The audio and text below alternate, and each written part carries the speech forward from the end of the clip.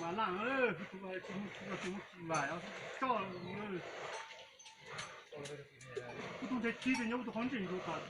tôi chỉ ở trên chỗ chua chứ đâu than than lũ tám mình đấy chứ bao cái học quá để chứ bao giờ cú học quá liền rồi mà chỉ tao chứ họ ở bị cú hả đấy nhá là lùn trơn ra nhá là tí hết lệ à trơn ra tí hết lệ đó chỉ những thằng này cho tiền ra thà cho chế ô chỉ ăn chiều ồ cú đông tụt tao họ cũng đang tốc tàn chắc là voi à ở nhà cũng nên có phú rồi giờ tiêu khai hà ra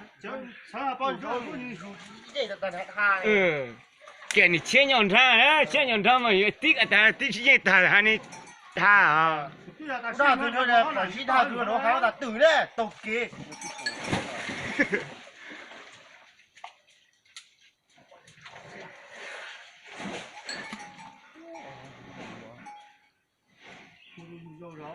này nó mít tu yêu là nó cái khi tôi nói không khi rồi nhau hát cải đấy nè cải lại nhỏ cái gì mũi nó nè là lo mua nó thành trái ta tí là trái bị chim mồi nè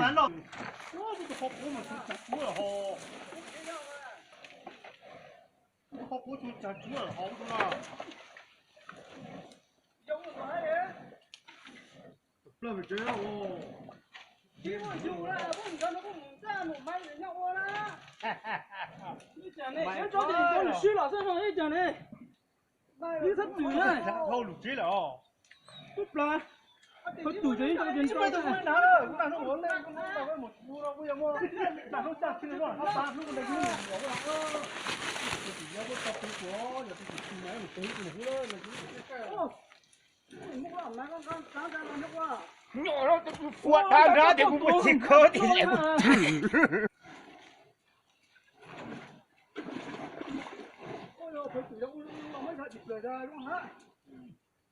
lại cái bao là nó đầu tiền là nó máy cái bán đầu tiền máy bán nó khơi đầu tiền rồi là chúng tôi là tôi hạ cua là nhau từ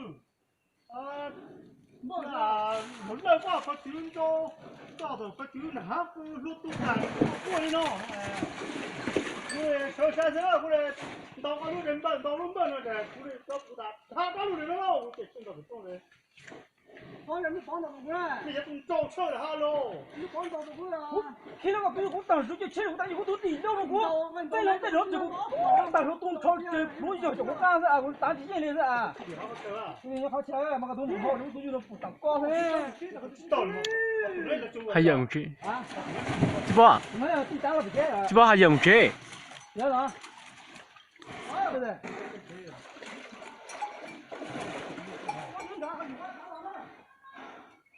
xem tao suy cái phủ cái gì nó có cái phủ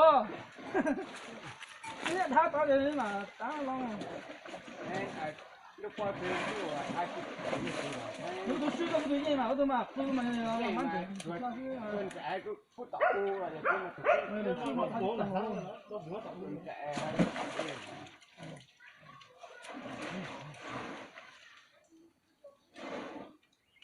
mẫu gì cũng có thịt bé có cái thịt bé mà theo đó họ bảo thịt bé không ông mẫu ta này khu vực giang thế giờ có thịt bé giang một thứ nào tên gì nó thịt bé chứ tí nó một cái túi cháo chơi ru ha chắc chỉ là một cái cho lông to ha thứ chúng nó tao không cái con bé bé này cái thằng nhá để mình cho nó cái này nó đó tua rồi giờ có thứ tháp tí tua chứ thứ chúng nó tao không quá thứ chúng nó hoa tia chắc chỉ là nó mỏ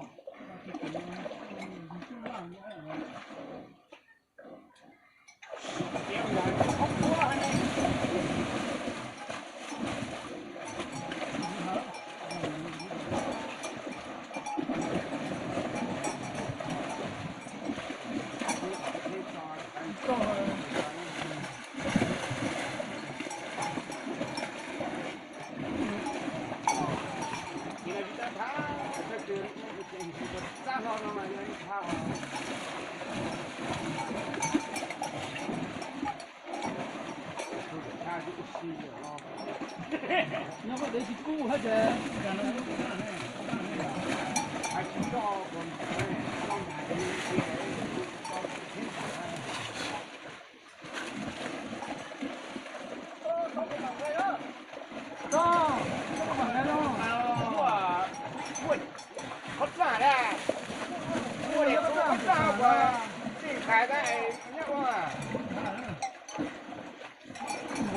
lo hết rồi này nhá. Quá tu ấy.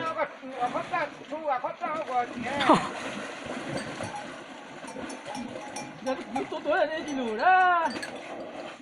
Giờ tụi nó hay giờ được biết tụi nó. Đừng có đâu. Nhà chỉ lo một trâu đây nè.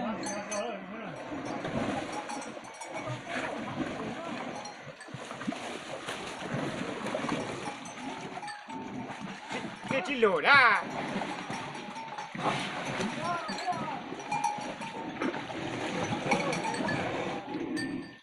他不是他呢，这几个。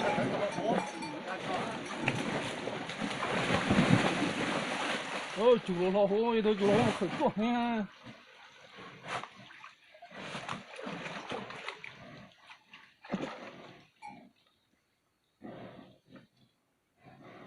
Tao nãy chỉ gì đủ không? Chỉ ô thấy có gì nó. Ủa, lốc cứ tụi nó chuồn chỉ nó ra ha.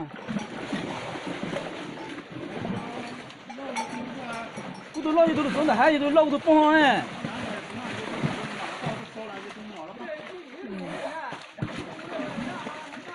Nó chờ thì mất chút chờ. Ô quỷ gì à? Cái này tôi thông à hả? Cái này tôi không thấy là thông à? Thôi thì mất chút cũng ta lắm.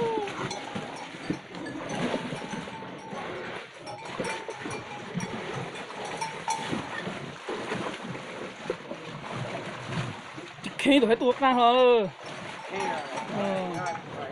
Con tôi ca những gì có tuột hết rồi ha.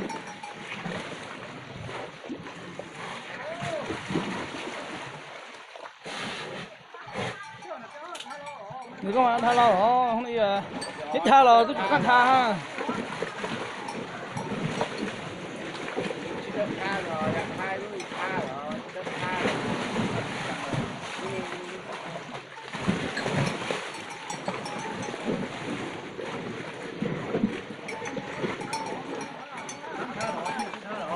Tha lo thật tôi lo ha này. Thấy chú To, hay tao tha. xong rồi chỉ cùi gì hả? Nhưng nó mà chính trai chứ mà cứ để chính trai hả?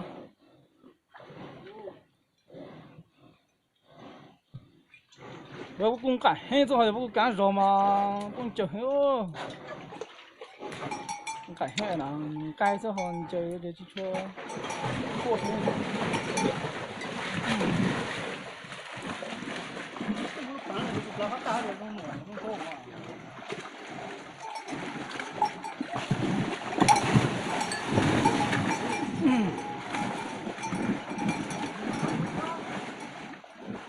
giờ có đi sáng một cái đó không được đó. Nhưng cái kia xe tôi lo mà.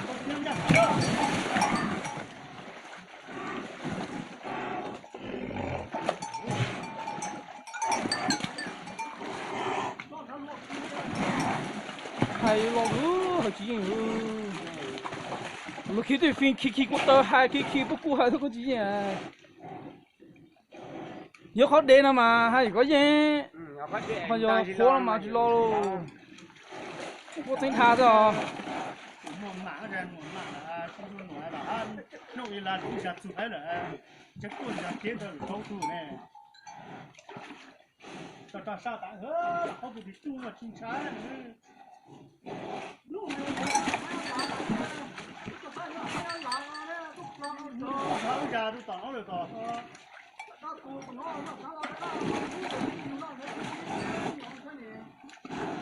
bây giờ tôi thà bên nó cháy rồi để bên cả cái ban đó nhìn cây mình cả mấy lá tà em biết để nhóc tía thôi à.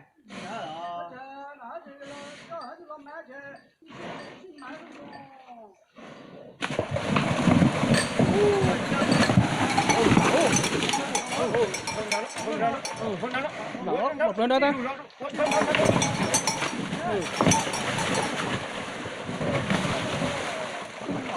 Lưu lạ thôi mà. Lúc đó chỉ tao khóm bảo được tí thôi, đúng không? Cái lo một chén hết rồi. 我在这这查呢。毛的，我当吃黄黑肉，到他就能整下。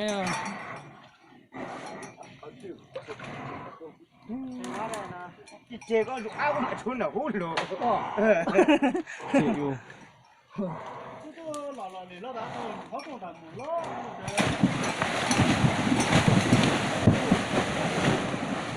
哦，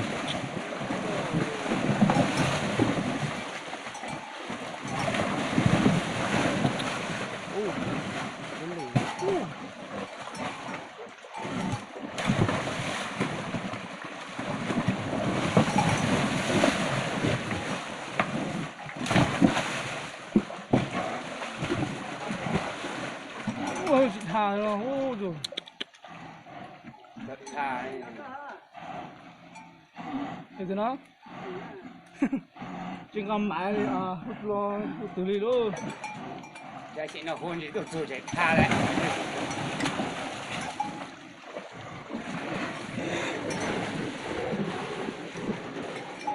哦，好摸，你说啥干？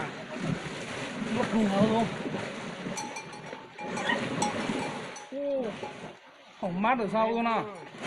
好摸啊，不多。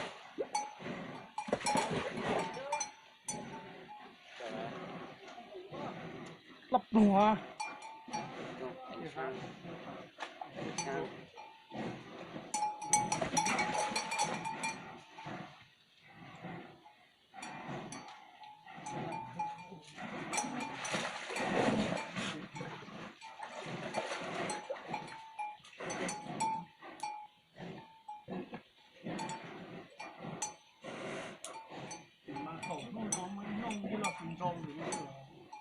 一锅弄嘛弄一顶嘛，还是的。เราได้ครัวจานใช่หยอดชี một lần chờ thế này không 就หยอดชี 过年咱要轮流做菜，要不做做了那打了白喽。好老婆好煮呢糊涂呗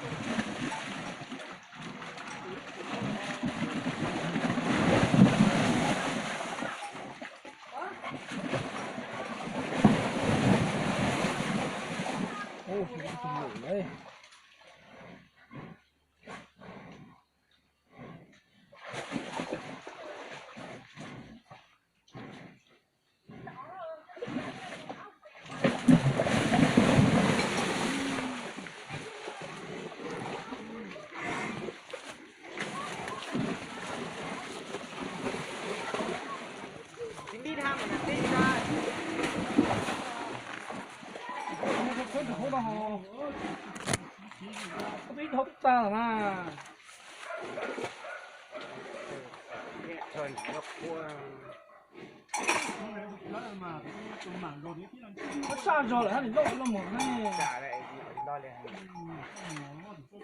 hai kiểu nó phản nó xả lại giờ thì lo lên này nó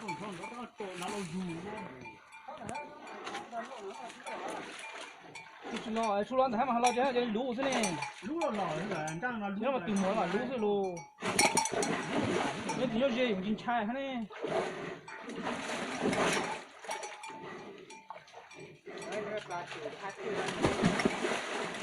卤蛋了，我自己卤蛋了。嗯。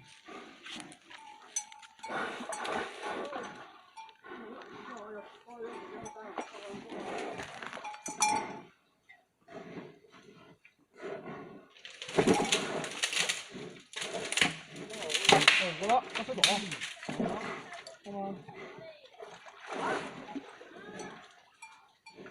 点母啥？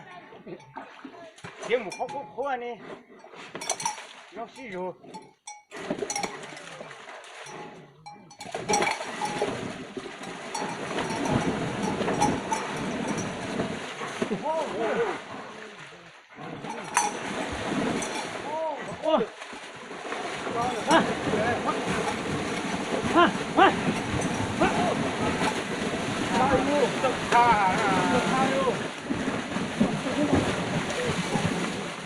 bắt đua bắt táo rồi hiểu không?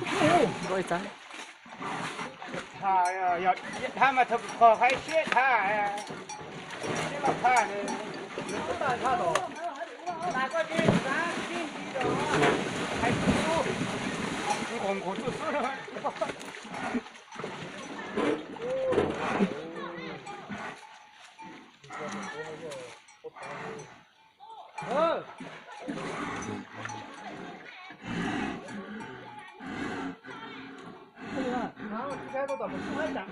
Rồi nhưng thế nào thôi tham mà thế à? rồi đây này rồi thế à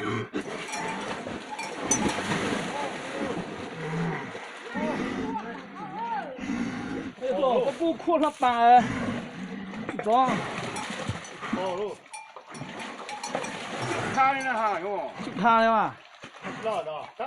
Đó là luôn. cái là lúc kia rồi đấy không? Mà luôn nãy ra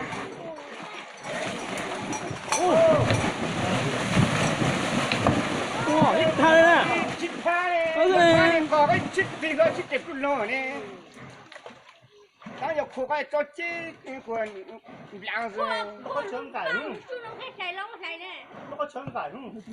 Nó bị chủ thừa lù Có sườn rồi lại không có sườn cành không có hay không? Lo nó thì lo luôn. lo cho lo lúc có chỉ bốc tôi chỉ tôi nè rồi ở bên thấy mấy tôi chỉ tôi ta ha nhưng cũng lo chỉ lo mà chơi nè Cái nó làm một lệch sao rồi? khu à chỉ mua ở cái chợ Này nhưng mà thầy luôn là chỉ khuôn tao nè chỉ khuôn luôn hả tôi cũng cay cay bao giờ nữa Bây giờ là có khói gì nó hết rồi. tao dùng ta với tao sao hôm nay chơi tao cái chọn tiền cho tôi dùng chú hơi chơi tung ta thì phải có tiền làm tiền rồi thì khơi ra cái số chơi chơi bố dùng để cho thấy là tao chân chân nó trên trong lông một ra Không phóng chứ bộ.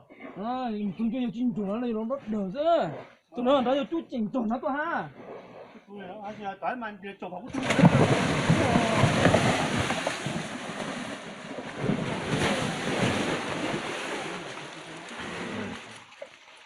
tôi hay một chiếc tha đấy mà tha đi à